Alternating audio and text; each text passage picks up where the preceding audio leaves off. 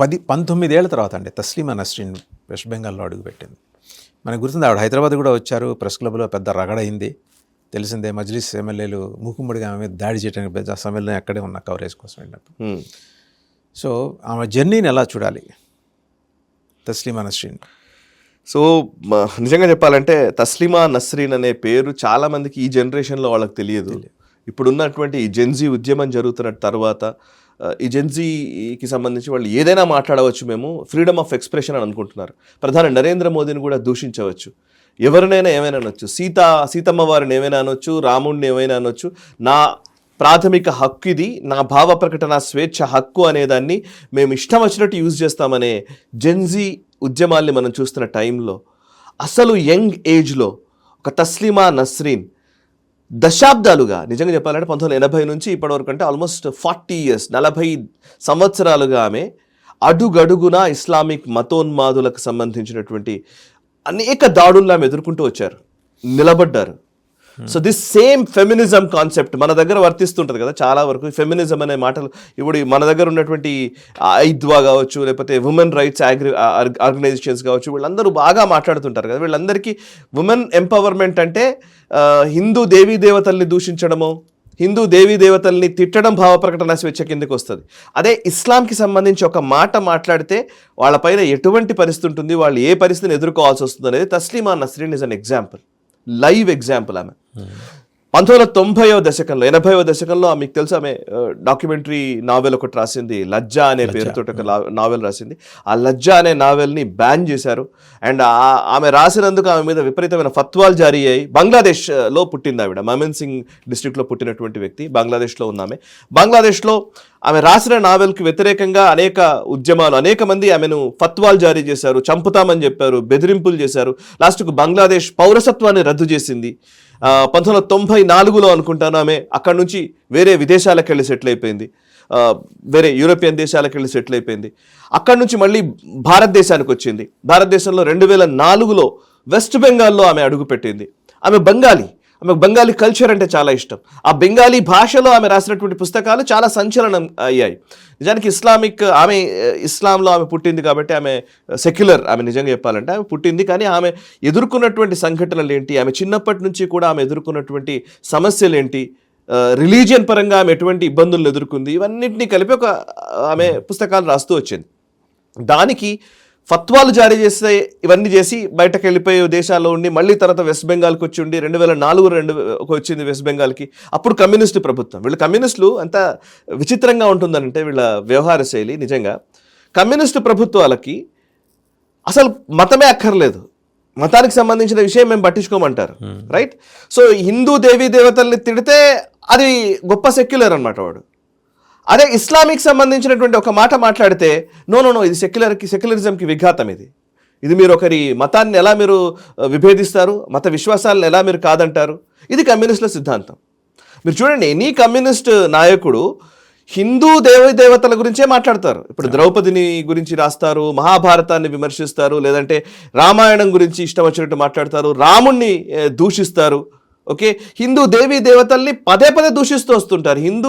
Hindu scriptures అన్నీ కూడా regressive అంటారు. ఇదంతా కూడా పాత చింతకాయలు, అసలు మొదం వేదాలు ఇవన్నీ కూడా, ఉపనిషత్తులు ఇవన్నీ కూడా బూటకము, ఇట్లాంటి మాటలు మాట్లాడతారు.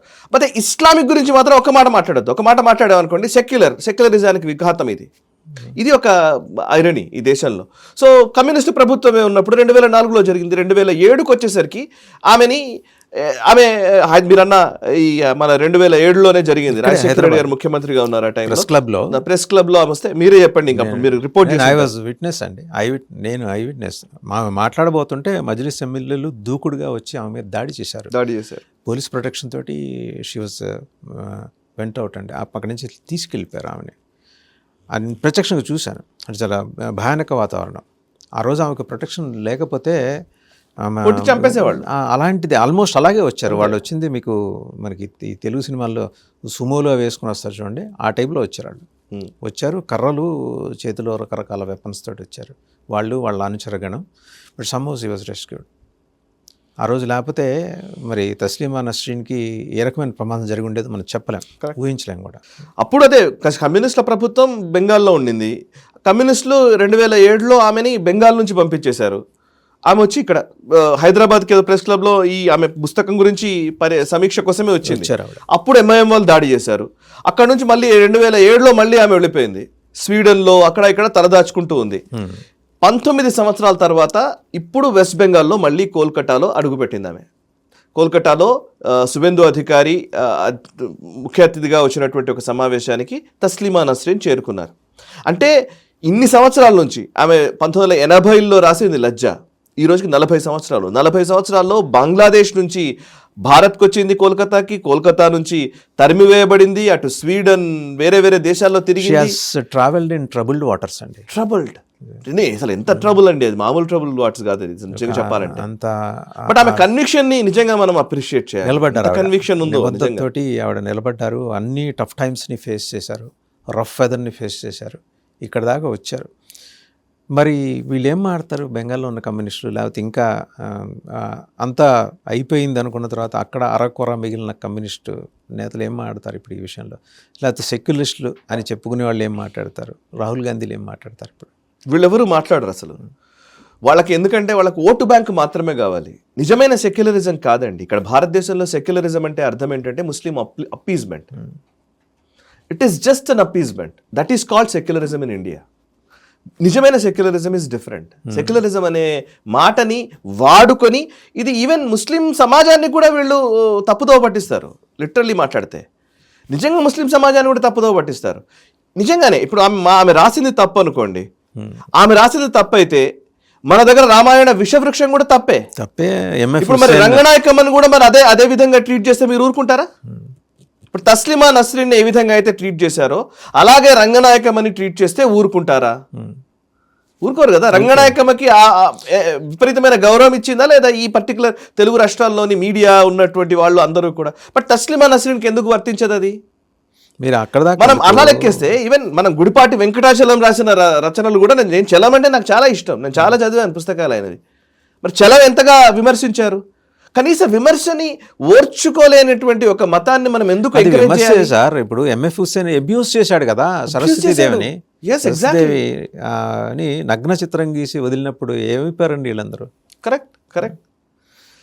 మనకు ఎంతమంది ఎన్నో రకాలైనటువంటి పుస్తకాలు, అది మనము చెప్తే అసలు నిజంగా మాట్లాడితే భారతదేశంలోనే ఇప్పుడు ఈ పర్టికులర్ నిజంగా సెక్యులరిజం అంటే ఎదుటివాడు దూషించినా సరే ఓర్చుకోవాలి అనేదే సెక్యులరిజం అయితే కనుక హిందువులను మించిన సెక్యులర్ లేరు. అన్డౌటెడ్లీ. ఓకే, అంతేనా కదా? ఇప్పుడు మరి ఎన్ని సంవత్సరాల నుంచి ఈ దూషణలు ఇవన్నీ జరుగుతున్నాయి. నిన్న కాక మొన్న అన్నారు కదా సార్, సీతాపతి నీతాపతి అని చెప్పి జంతర్ మంతర్లో వాడిని ఏం చేశారు? కేసులు మాఫీ చేశాం మనం, పోనీలే మిస్గైడెడ్ అని చెప్పి.